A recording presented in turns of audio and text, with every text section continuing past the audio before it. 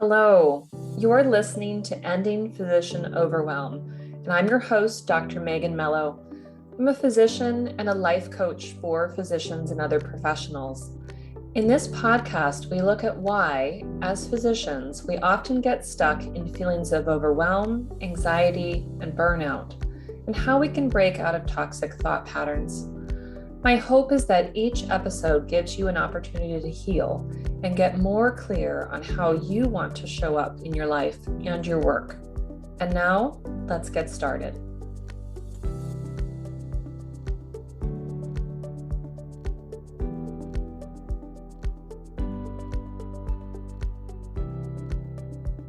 Hello, and welcome to today's episode. Today, we're going to be talking about acceptance and what it is and what it is not. And I've been thinking a lot about this topic, in part because of the news. As I'm recording this, we are experiencing in the United States just an incredible surge, it seems, of a lack of acceptance of events. So, for example, the House Committee on the Special Investigations for the January 6th insurrection, we are seeing the degree to which former President Trump decided not to accept the results of the 2020 election. And I don't mean to delve into the politics, but the degree to which he fails to accept the results just continues to be somewhat stunning to me. And now we are in a time where other politicians are also starting to express a lack of acceptance of results of elections, including believing that election machinery was tampered with, or there are fraudulent votes, or any number of other circumstances. We've seen this with the COVID-19 pandemic as well, with large numbers of people failing to accept the severity of the pandemic, the degree to which people have been infected and died, and considering it to be a hoax, considering the vaccinations to be some sort of government conspiracy. There has been a lot of episodes of a lack of acceptance, and it's really just been swirling in my mind as a subject to bring up. And certainly, I think for many of us, this issue of acceptance plays out very differently, and if not less dramatically in our lives, then at least with less widespread impact than not accepting the results of federal elections, for example. But when we really drill down into acceptance, what I am asking you to consider is when something has happened and we could all agree that that thing has happened. So it may have been that words have been spoken, that a rule has been written or stated, a policy change has been made, a tree has fallen down, some kind of observable, witnessable event that we can sort of universally agree is a fact that has occurred. And in my coaching training, we call that a circumstance, right? It's something that reasonable adults would agree happened. I heard so-and-so say the following words. It, would be an example of that. It's not so much about our thoughts about the words that were said or the rules that were created. It's not about our feelings. It's just about, the objective thing. And what happens often is we may be sitting in a place where we are not accepting that that thing happened, where we're living in this kind of state of disbelief. And this often comes out as a lot of should or should not. And imagine, sort of examples of this in your life. I can't believe this happened. Oh, what now? It might be that your clinic has changed from 20-minute appointments to 15-minute appointments, and you are continuing to conduct the visits in the same old way, right? You are not accepting that there is a change in the amount of time that you have for the visit. You are resisting that fact. It may be that there's been some kind of a practice guideline change, and you or your organization are not making a change. And it's not always about right or wrong, but simply acknowledging that there has been a change of information. There has been something new that has happened, and often we are not accepting that.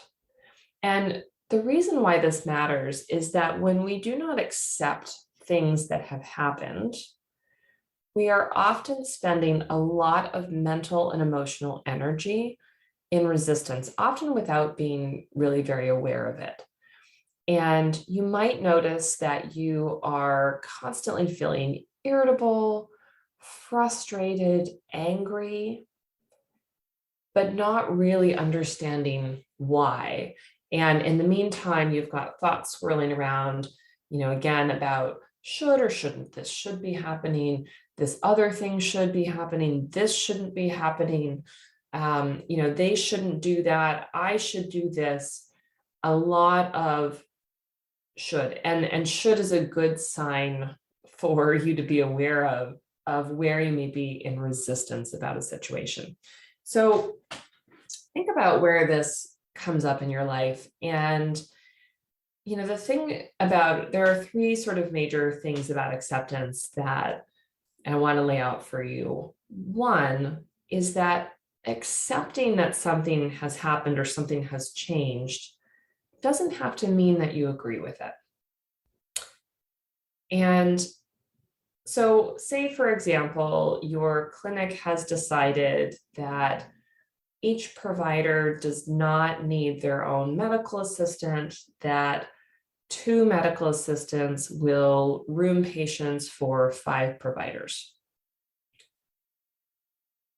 You could go on a rant about, what should and shouldn't be happening with that. But if you resist that it actually happens, that it is an actual decision that has been made, then you're going to, again, be spending a lot of emotional energy being upset. Accepting that that is the policy change, though, again, doesn't mean that you agree. It doesn't mean that you think it's right. There's an opportunity there to discuss. There's an opportunity to seek to understand, why was this decision made? How is it going to be helpful? How can I expect things to change? What do I need to be doing differently, right? There's information gathering that can occur. It may be an opportunity for compromise, being willing to negotiate, within your own boundaries. What are you willing to do? What are you not willing to do? And what is the other party, willing and not willing to do? It can be an opportunity as well to refuse. So you can accept, for example, that a change has happened, again, in the clinic setting. You can accept that that's happened. You can accept that management has decided on it, or your boss, or whatever the particular players are. You could refuse to go along with that change and yet still accept that it has happened. So, what could this look like? Certainly it can look like leaving a position or moving to a different department. It can look like, understanding that the policy has changed and choosing not to follow it, and, accepting that there may be consequences of that. And that might sound as though it's the same thing as being in resistance about it, but it's really not. It's kind of an eyes wide open approach. it's, it's again understanding that there may be consequences for you refusing. Sometimes yes, and sometimes no, right? I think we've all had that experience where some policy has changed and no one really seems to be following the new policy and nothing happens, right? And that's kind of its own beast, but just to acknowledge that sometimes that is possible. But the mental energy of being upset about the change and resisting that it happened is different than understanding and accepting that it has happened, that the policy has changed, refusing to go along with it, and being open to potential consequences. Another really important tenet here is that acceptance doesn't mean defeat. So, it's important that we, when we're in acceptance, we need to allow feelings. So again, imagine that a policy change has occurred and maybe you have less time with patients, maybe you have more patients to see, maybe some useful service is going away. You can have feelings about that, right? You can accept that that change has happened, whether you like it or not, and allow the feelings. So you might feel mad that that decision was made. You might feel sad, or you might feel some grief, right? If someone that you enjoyed working with, their position has been eliminated and they are leaving, you can grieve that they are going and yet still accept that it has happened, right? So really allowing our feelings. And I speak a lot about this on this podcast. I talk a lot about it on my blog, as well as one-on-one and in my group, because we have been so used to, in medicine, shoving down our feelings and hiding from them that we often don't really know what it's like to allow them, right? What does it feel like to allow yourself to feel sad, to notice the sadness, to acknowledge it, to name it, and to care for yourself with compassion when you're in that feeling? That's very different from telling yourself that you shouldn't feel sad because you're a professional, God damn it, and you've got to keep moving and you've got this and this and this and this to do, and you don't have time for sadness. You are not going to stop and feel sad. You can see that there's a very big difference there in how that feels internally with us. Now, again, it doesn't have to mean defeat. So after you allow the feelings and, let some time, sort of ease the feelings, or at least understand them better, then you can consider your options. Do you need to create some boundaries in order to accept this change has happened, but still be taking care of yourself? Do you need to change a habit? If you are in a situation where you're going to be asked to see more patients and you are already someone who runs 30 to 60 minutes behind because you accept all of the things that the patient wants to say, and you don't stop them from talking because that's the way that you enjoy practicing medicine,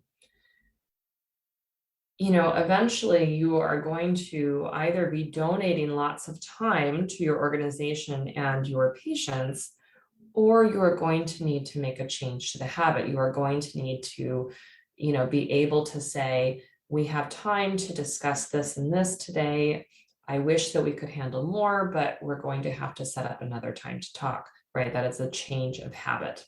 Another change of habit may be doing your work in a different way, endeavoring to get your charting completed, while the patient is still there. Any number of things that comes up in our clinical work. Another option, of course, similar to the refusing to go along with things, is rebelling. And I don't necessarily suggest this as a good way to go, but of course it is an option. And when we're really thinking about how to take care of ourselves and stay in acceptance, we may have to consider options that aren't really acceptable to us, that aren't going to really have good consequences. But in order to not limit ourselves and constrain ourselves, we might have to, mentally travel at least to the place of rebelling. What does it feel like to actually say, well, hell no, I'm not doing that thing.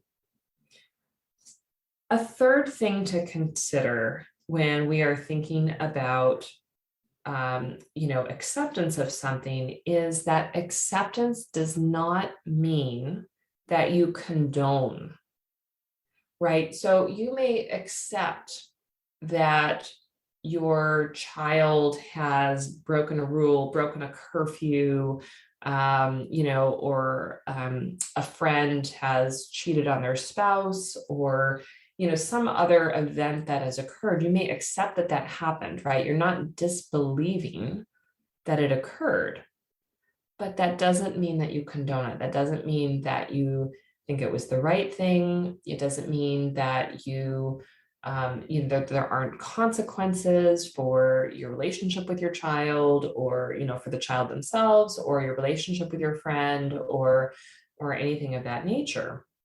So acceptance does not mean condoning.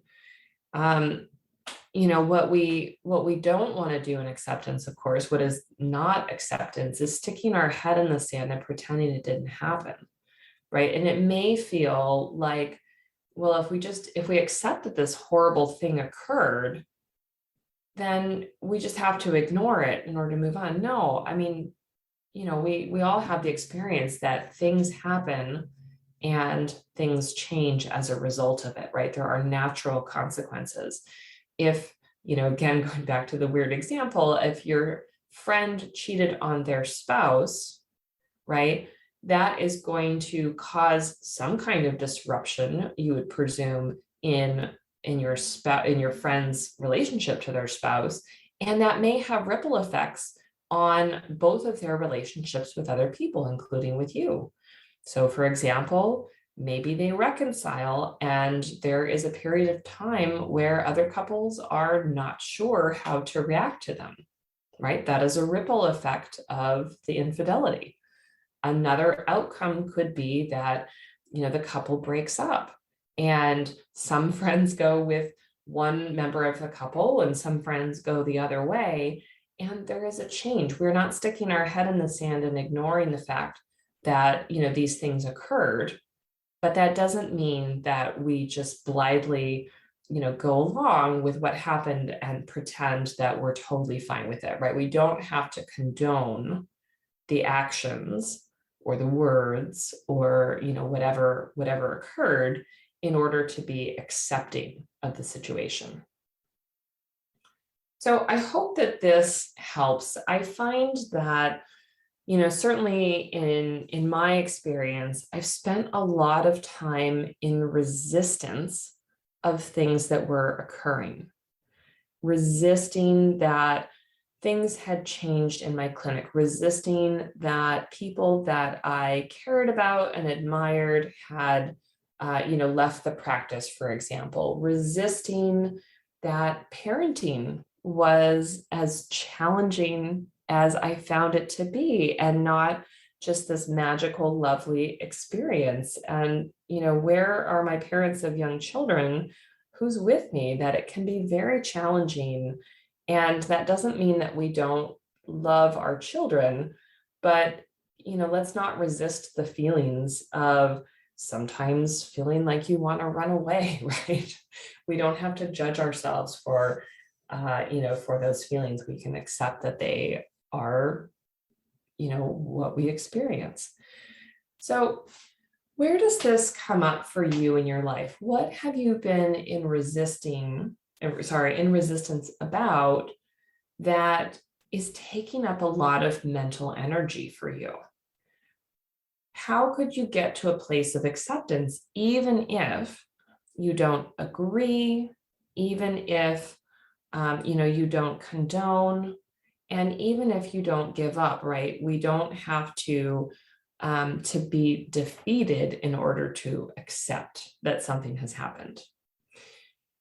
If this resonates with you, one powerful activity to get started with is to start doing what's called often a brain dump or a thought download, where, especially at the end of a challenging day, you sit down and you simply write thoughts that are coming up to your brain down. You write them down. You could write them down on a piece of paper. You can write them down on the computer, but just trying to empty your brain of all the thoughts that are swirling.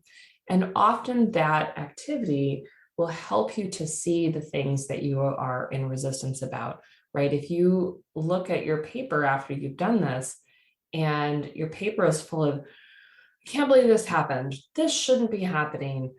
What were they thinking? How dare they? Right? You are probably resisting the reality of what happened. And it's an opportunity to really kind of look at the situation, to accept what has happened. And again, that could be things that people said.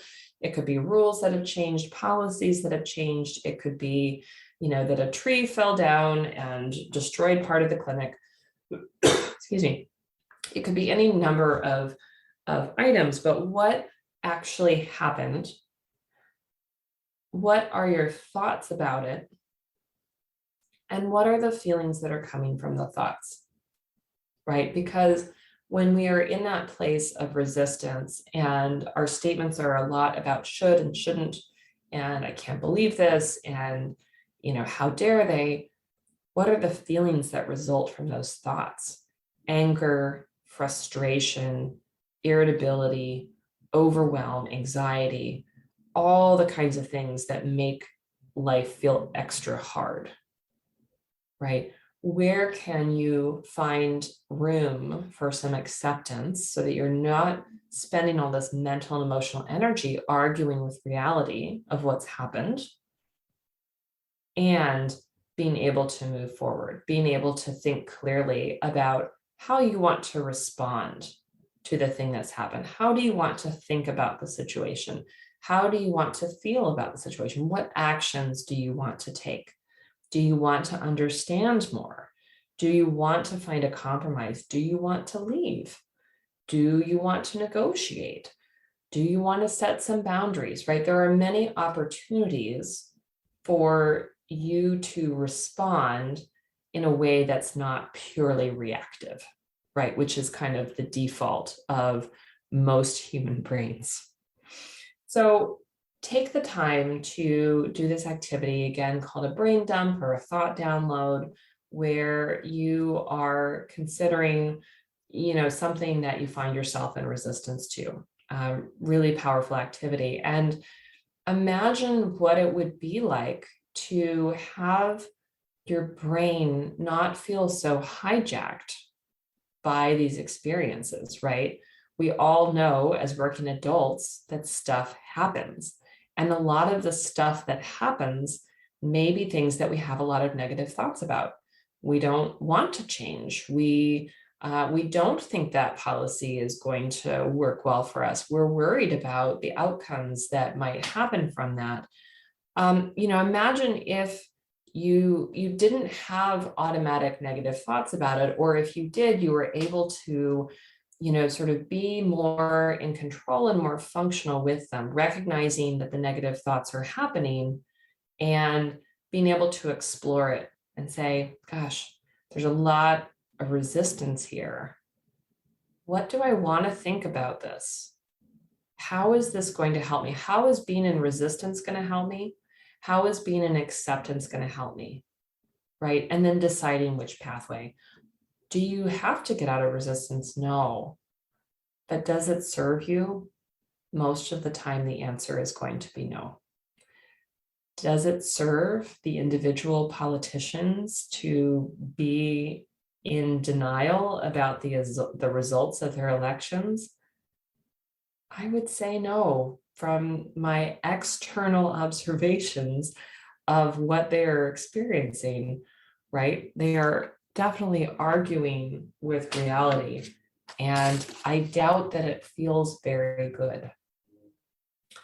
So please let me know what you think. Please, sit down and do the exercise and offload your mind and see where you have been in resistance and consider what it would be like to get into acceptance. And, I'll just throw it out there. You've heard me say this before, but this is work that I do frequently with physicians. And it is such a change of state when someone can get used to being out of resistance and in acceptance and ultimately in a better emotional place and able to really act, sort of from their higher self. If we think about, the sort of higher functioning prefrontal cortex that's, sitting at the top and the front of our mind, we want most of our actions to be from that smart place with our highly trained and developed brains and highly educated brains, rather than constantly acting from, the sort of more primitive brain place where our lid is flipped, as they say, and we are reactive and, constantly sort of scanning for threats and, feeling like this should be happening or this shouldn't be happening, irritability, anger, frustration, right? We don't want to live from that place. I would guess you're in agreement with me. So I hope you've enjoyed today's episode. Please reach out if you would like to talk. I have openings available for my free mini sessions and of course for doing some more coaching with me. I hope you have a wonderful rest of your day and take care. Bye.